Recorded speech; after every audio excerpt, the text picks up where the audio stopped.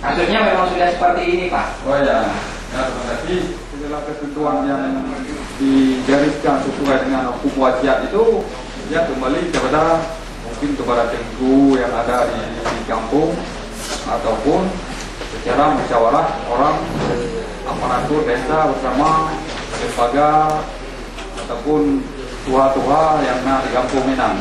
Ya. Saya kira demikian, Pak. Terima kasih, Bapak. Waalaikumsalam. Ya. Tapi kalau menurut saya, kalau nggak salah saya, dalam hukum faraid juga dibagi seperti maksud saya membagi bisa. Cari asal sebab itu tidak bisa dibagi. Menurut kami karena tadi tidak boleh dipotong, tidak boleh dijual. Lembu yang dibagi. Pembagiannya itu dalam bentuk tidak genap, tapi ganjil. Masa lembu dipotong, Ya, Bapak. dipotong dua kan?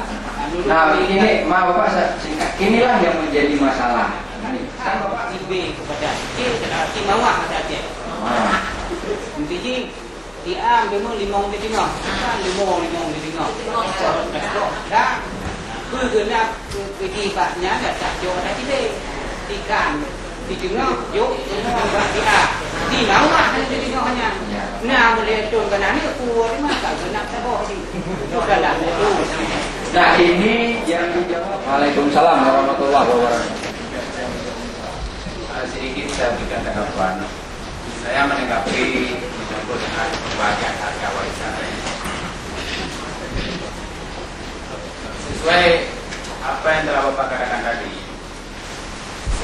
seorang almarhum meninggalkan warisannya kepada anak, 3 orang anak.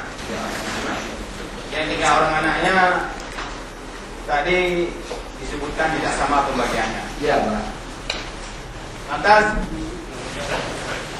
kita kembali pada dasarnya. Ini menurut prinsip saya. Iya, Pak.